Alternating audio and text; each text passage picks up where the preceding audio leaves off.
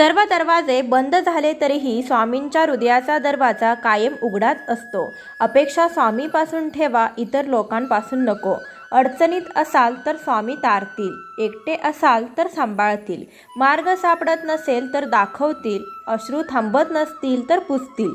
फक्त स्वामींना आदरतेने साथ घाला, अशक्य ही शक्य करतील स्वामी। श्री स्वामी समर्थ। स्वामी महाराजांच्या कृपेने तुमच्या सगळ्या इच्छा मनोकामना पूर्ण होत अशी स्वामींच्या चरणी प्रार्थना करते आणि आजच्या व्हिडिओला सुरुवात करते। येत्या 10 एप्रिलला श्री स्वामी समर्थ महाराजांचा प्रकट दिन आहे। या काळामध्ये आपण जी काही सेवा करतो, अगदी 5 मिनिटाची का होईना, तर ती सेवा फलदायी ठरत असते। आपल्याला त्या सेवेचं फळ हे निश्चितच मिळत असते। अगदी कठीणातील कठीण इच्छा असो, ती आपली कठीण इच्छा कोणतीही इच्छा असो, तर या सेवेने नक्कीच पूर्ण होणार आहे। आता भरपूर जणांना प्रश्न पडतो की गुरुचरित्र पारायण करणं शक्य होत नाही किंवा स्वामी चरित्र सारामृत करणं शक्य होत नाही, कारण की घरामध्ये लहान बाळ आहे, ऑफिसला जायचं आहे, बाहेर जावं लागतं किंवा अनेक काही अडचणी असतात। तसेच काही मुलांना कॉलेजला देखील जावं लागतं, तर तुम्हाला देखील सेवा ही करायची आहे। मग मी तुम्हाला आज 5 मिनिटाची सेवा कशी करायची ते सांगणार आहे। अगदी 5 मिनिटामध्ये तुम्ही ही सेवा करू शकता। त्यासाठी जास्ती काही वेळ आपल्याला लागणार नाही, फक्त मनामध्ये विश्वास पाहिजे आणि ही स्वामी समर्थ महाराजांवर श्रद्धा पाहिजे। बघा, सर्व काही व्यवस्थितच होईल। तर आता ही सेवा कशी करायची हे जाणून घेण्या अगोदर चॅनलवर नवीन असाल तर नक्की चॅनलला सबस्क्राइब करा, व्हिडिओला लाईक करा आणि कमेंटमध्ये श्री स्वामी समर्थ लिहायला विसरू नका। तर आजच्या काळामध्ये आपल्याला श्री स्वामी समर्थ महाराजांचा तारक मंत्र म्हणायचा आहे।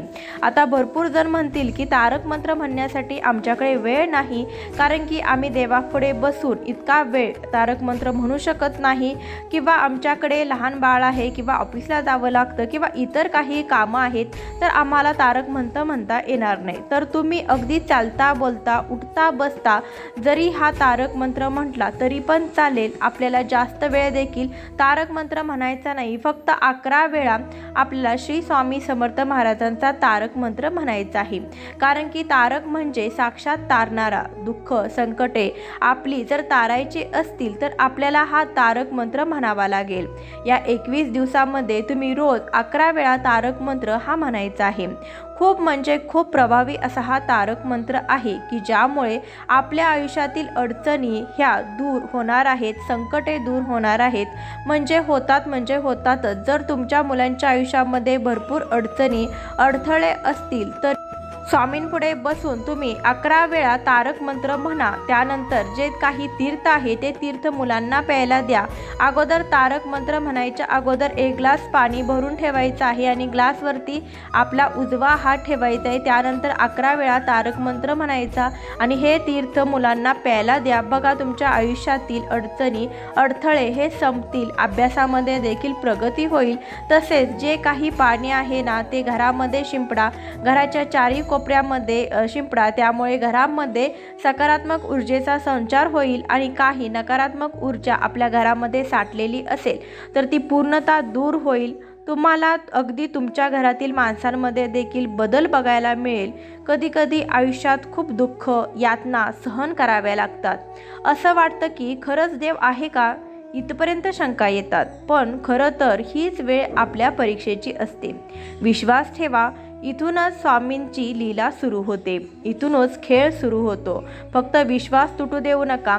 आई बाळाला हवेत फिरकावते, काही क्षण ते हवेतच असतं पण ते हसत असतं, कारण त्याचा विश्वास असतो की कोणी आहे जे आपल्याला पडू देणार नाही।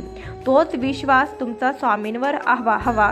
कधी कधी वाटतं की कसं होईल, हे शक्य आहे का? लक्षात ठेवा की तुम्ही तुमच्या बुद्धीच्या जोरावर शक्य आणि अशक्य ठरवतात, पण स्वामींना या जगात अशक्य असं काहीच नाही। स्वामी तेच देतात जे तुमच्यासाठी योग्य आहे, फक्त तुमचा त्यांच्यावर विश्वास पाहिजे। त्यामुळे तुम्ही श्री स्वामी समर्थ महाराजांची जेवढी सेवा होईल तेवढी सेवा ही कराच।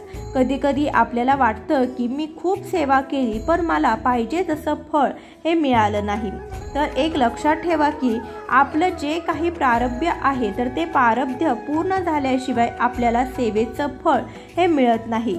त्यामुळे अगोदर जी काही सेवा करत असतात ती आपली प्रारब्धामध्ये निघून जाते आणि त्यानंतरचे फळ हे आपल्याला मिळतच असतं। पण एक लक्षात ठेवा की स्वामी आपल्या आईसारखेच आहेत। ते आपल्याला कधीच काही कमी पडू देणार नाहीत। ते आपल्यासाठी जे योग्य आहे तेच देणार आहेत आणि कदाचित एखाद्या गोष्टीसाठी हट्ट करत असाल तर पुढे जाऊन तुमच्यासाठी चांगलं नसेल तर ते तुम्हाला देणार नाहीत। फक्त एवढं लक्षात ठेवा। आता त्यानंतर दुसरी साधी आणि सोपी सेवा करायची आहे ती म्हणजे श्री स्वामी समर्थ महाराजांचे नामस्मरण। आता तुम्हाला शक्य नसेल, तुम्हाला देवापुढे बसून 11 माळी जप करणे शक्य नसेल तर तुम्ही उठता बसता जरी नुसतं नामस्मरण केलं तरी तुम्हाला त्याचं फळ हे निश्चितच मिळणार आहे। ज्यांना कोणतीही सेवा करणं शक्य नाही त्यांनी कोणते काम करावे हे देखील मी व्हिडिओच्या शेवटला सांगणार आहे। पण श्री स्वामी समर्थ फक्त एवढाच मंत्र रोज घरातील सर्वांनी जपल्यास जसा जसा जप वाढत जातो तर तशी आपली परिस्थिती ही सुधारत जाते व 6 लाख झाल्यावर या जपाची प्रचिती येऊ लागते। या जपाने पैशाचे मार्ग तर मिळतातच परंतु मुख्य संततीविषयीची चिंता मिटते व मुलांमध्ये सुधारणा दिसू लागते। इतकेच नव्हे तर पुढील घडणाऱ्या घटनांची आगावी सूचना देखील मिळत राहते। सज्जनांचा सहवास घडतो, धार्मिक ग्रंथाचं वाचन घडत राहते, चेहऱ्यावर एक दैवी तेज दिसून येतं। असा हा साधा सोपा मंत्राचा जप तुम्ही अगदी सहज आणि सुलभ करू शकता। तर प्रत्येकाने या मंत्राचा जप करावा। तुम्ही अगदी उठता बसता स्वयंपाक करते वेळीस किंवा कोणतंही काम करते वेळी श्री स्वामी समर्थ या नामाचा जप केला तरी पण तुम्हाला त्याचे फळ, त्याचे फायदे हे होणारच आहेत।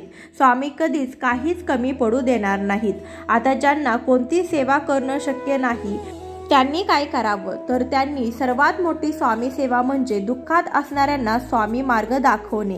त्याने एकदा स्वामी महाराजांना मानलं तर त्याच्या पुढच्या संपूर्ण आयुष्याची जबाबदारी ही स्वामी महाराजच घेतात आणि तुम्ही जेव्हा जेव्हा दुःखातून बाहेर पडता तेव्हा त्याच्याही न कळत त्याचा आत्मा तुम्हाला आशीर्वाद देऊन जातो आणि तोच तुमच्या पुढच्या आयुष्यातील तुमची संपत्ती आहे। त्यामुळे हे लक्षात ठेवा की एखाद्याला आपण स्वामी सेवेमध्ये आणलं तर ते देखील तुमच्यासाठी खूप मोठं पुण्याचं काम आहे। आता सेवेमध्ये आणणं म्हणजे की कायम आपण एखाद्याला सेवा करायला लावणं असं देखील नाही। फक्त नामस्मरण आणि तारक मंत्र म्हटला तरी देखील स्वामी खूप मोठ्या दुःखातून आपल्याला बाहेर काढत असतात आणि एखाद्याला दुःखातून बाहेर काढणं यापेक्षा मोठं काहीही पुण्य नाही, हे आपल्याला सर्वांना माहीतच आहे। तसेच तुम्हाला जर श्री स्वामी समर्थ नामस्मरण करता येत नसेल तर तुम्ही मोबाईलवरती देखील लावून देऊ शकता। तुम्ही नुसतं श्रवण केलं तरी पण चालेल किंवा तारक मंत्र देखील तुम्ही घरामध्ये मोबाईलवरती लावून देऊ शकता। तुम्हाला जर नसतं पठण करणं येत नसेल तर तुम्ही तो श्रवण केला तरी देखील चालेल। तसेच स्वामी चरित्र सारामृत ग्रंथ देखील तुम्ही पठण करू शकता। पण ते आपल्याला शक्य नसेल तर तुम्ही रोज 3 अध्याय पठण करू शकता किंवा एखाद्याला जरी पठण करणे शक्य होत नसेल तर तुम्ही फक्त मोबाईलवरती लावून दिला आणि नुसता तुम्ही श्रवण केला तरी देखील चालेल। तुम्ही बाहेर असाल किंवा कामामध्ये असाल, ऑफिसमध्ये असाल तर मोबाईलवरती लावून देखील तुम्ही स्वामी सेवा करू शकता। त्याचा सुद्धा फायदा हा आपल्याला होणारच आहे कारण की स्वामी महाराज आपली तोडकी मोडकी का होईना सेवा अतिप्रेमाने स्वीकारत असतात। त्यामुळे कधीही मनामध्ये चिंता किंवा भीतीही बाळगायची नाही। त्यामुळे मनात कोणतीही भीती किंवा चिंता बाळगायची नाही। गजेंद्राने आणि आदरतेने अर्पण केलेल्या केवळ एका कमळ पुष्पाने धावून येणारा आणि कोट्यावधी भक्तांचे केवळ नामस्मरणाने कल्याण करणारा पूर्ण परब्रह्म अपुऱ्या पूजेअभावी आपल्यावर रागवे ही भावना चुकीची आहे। स्वामी महाराज रागवतील ही भीती स्वामी भक्तांनी मनातून काढून टाकावी। जशी जमेल तशी स्वामींची पूजा, भक्ती व सेवा करावी। व्हिडिओ आवडला तर लाईक करा, सबस्क्राईब करा आणि श्री स्वामी समर्थ जरूर लिहा।